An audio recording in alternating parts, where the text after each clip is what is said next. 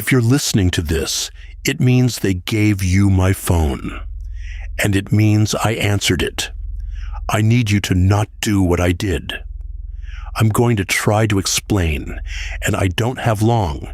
This is for you, little brother. Only you. I work the late shift at the call center off the highway. You know that. I get home around 1:30, and I sit at the kitchen counter with the last of the morning's coffee gone cold and bitter, and I let the quiet settle. The refrigerator hums. There's one window in the whole apartment, and the rain finds it every night this time of year. You always said I was the steady one, the one who read the instructions. When Mom got sick, I was the one who didn't cry in the hallway. So I need you to know, I checked everything 3 times. I want that on the record. It was maybe 2 in the morning. My phone was face down on the counter, and it buzzed. A voicemail from my own number. I had the phone in my hand. I was holding it. It never rang. I told myself it was a butt dial, some loop in the network. I played it, and it was me. My voice, calm, a little tired, saying, "Don't open the front door tonight." That was all. But under the words, behind them, there was knocking. 3 slow knocks on wood. And then, on the recording, my own voice added one more thing. It said, "You're wearing the gray sweater with a hole in the left cuff, and you haven't looked down yet." I looked down. Gray sweater, the little hole in the cuff where I catch my thumb. I want to tell you I stayed calm.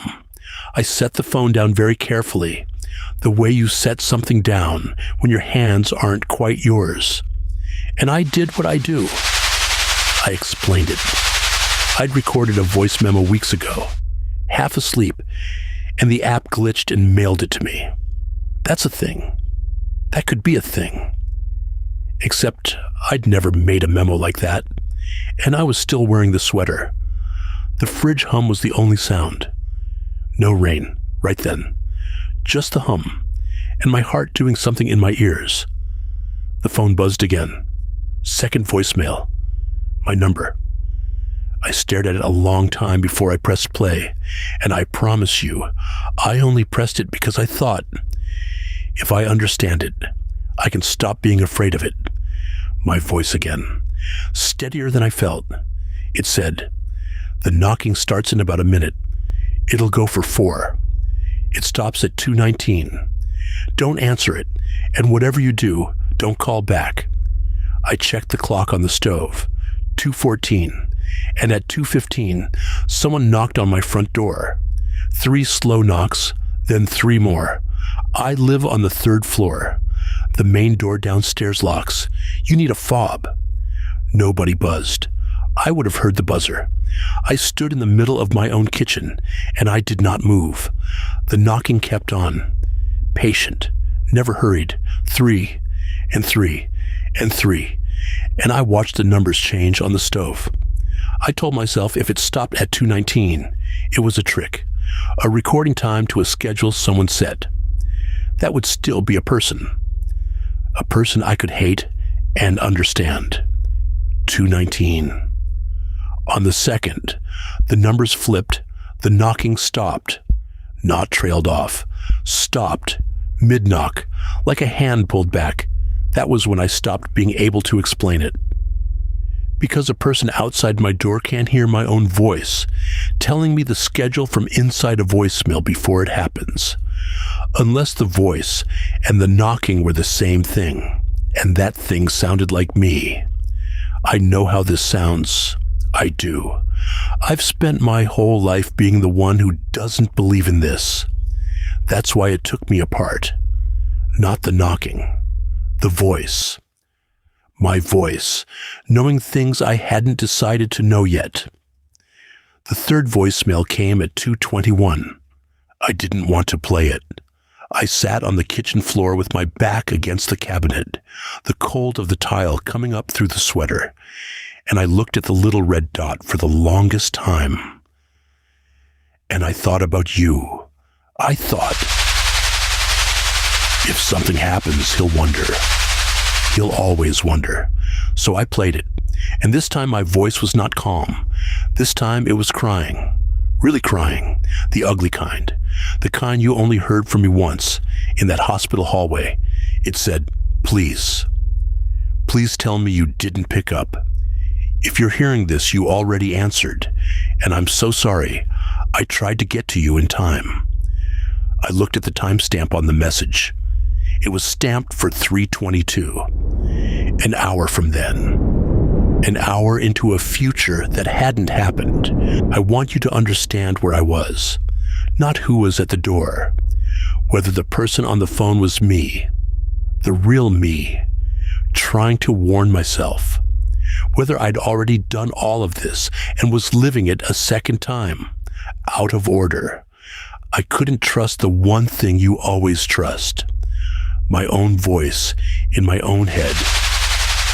I didn't know anymore which version of me was the recording. And so I made the worst decision of my life. And I made it. Because I was the steady one. Because I always need to know. I called my own number. It rang once. Someone picked up. Nobody spoke, but I could hear breathing. Slow. Even. Close to the phone. Close like lips against the microphone. And I knew that breath. I've heard it every night of my life, in the dark, before sleep. It was mine. I said hello. The breathing didn't change. I said, who is this? And on the other end, at the exact same moment, in the exact same voice, I heard myself say, who is this? Not an echo. There was no delay. She said it with me, like we were the same mouth. And then very softly on the line she said, don't hang up. If you hang up, you have to open the door. The knocking started again. So I'm not going to hang up. I'm leaving this instead. I'm keeping the line open. And I'm talking to you. Because as long as I'm talking, I'm not opening anything. It's almost 3:22. I can feel it coming. The timestamp. Like a tide. They'll find my phone, I think. Still recording. That's how these things go. They'll find the phone on the kitchen tile with the fridge humming and the rain back on the window and the coffee cold. And they won't find me. And you'll get the voicemails, all of them, in my voice. And you'll play them looking for the answer. There isn't one. I never learned who was breathing on the other end. I only learned it sounded exactly like me. So listen to me now, the real me, if there's still such a thing. Don't call the number back. Don't play the last one. And if you're hearing this, it already knocked.